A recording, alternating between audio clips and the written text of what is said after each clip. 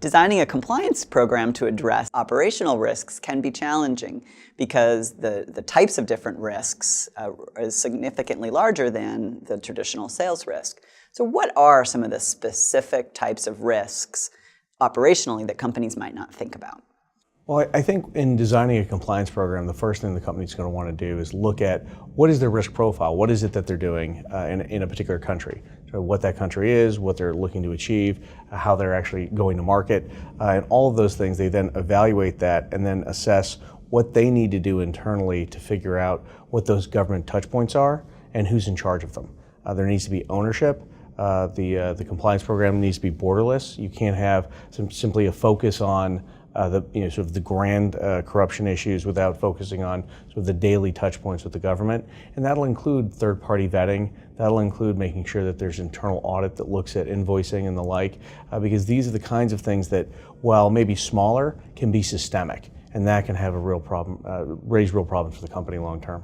And the regulators, and having just been a former regulator yourself, Charles, the regulators know exactly where to look.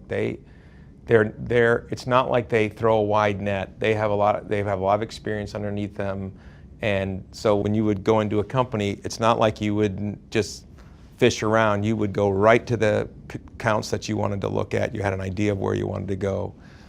And often whistleblowers telling you where to go. Right. So what are some of those areas in terms of the operational risks? Well, you can imagine if you have a large manufacturing plant in a particular country, there are going to be all kinds of issues that you're going to be needing to, I think, focus on. So, for example, labor and employment issues. You know, how do you deal with employment? Are there Social Security inspectors or the equivalent? For example, from a manufacturing perspective, sort of health and human safety. There could be inspectors and permits and licensing that needs to go on there. Whether you're opening up the plant, sometimes there's tax-related issues, sometimes there are inspections, environmental issues. There's just a variety of things just from a manufacturing perspective. If you want to build the plant, zoning and permitting. And that applies also with equal force to whether it's retail or consumer goods.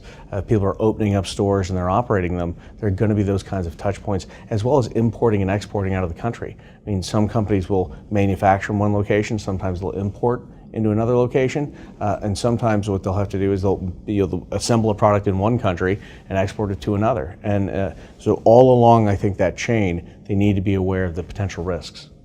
And what procedures can a company perform to help identify the third parties that might be helping them along this process, or also to identify the officials that they need to be concerned about? Yeah, so certainly the group of third parties has to be expanded beyond the classic sales agent intermediary. So often we go in, we talk to a company and we say, we only have 2 or 3 sales agents, we don't really have a problem. So let's sit down and let's talk about who is your counterparty, who are creating those risks. And then as you start to talk to the compliance people, there's an educational awareness.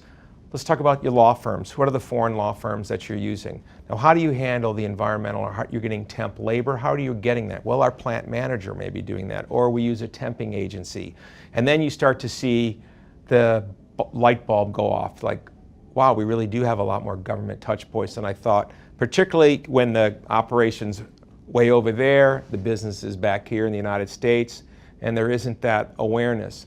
And building that awareness is the first key. And then obviously you have to put the diligence around those non-classic third parties, the monitoring around them, and then obviously you have to ensure that you keep that audit trail. And then when you do find those issues, you have to remediate them. So incorporating the types of third parties that might engage with your company or your employees from an operational perspective in your definition of third parties is a leading practice.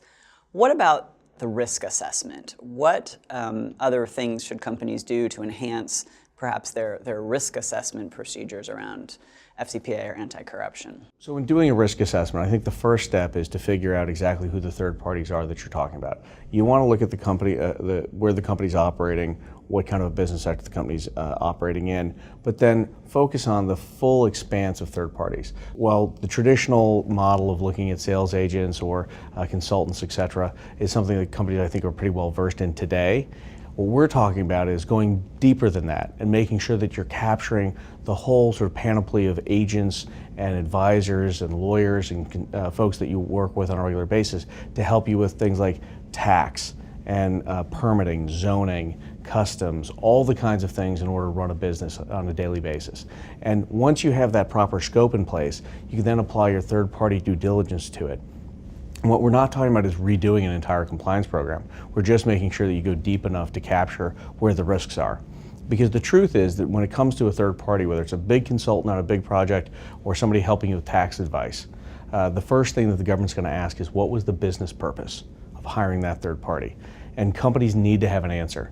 When I was at the Department of Justice, some of the companies would come in and they could not give a justification for why it is that they hired that third party. And that is exactly not where you want to be at the beginning of a discussion with DOJ or SEC. So once you properly scope the third parties, one of the benefits of that to businesses is not just looking for third parties that may have corruption issues, but you can find all kinds of different issues within the business, including self-dealing, embezzlement, fraud, waste, and abuse. All those things, when you properly scope the third parties that your company's operating with, I think are a tremendous benefit to the business long term.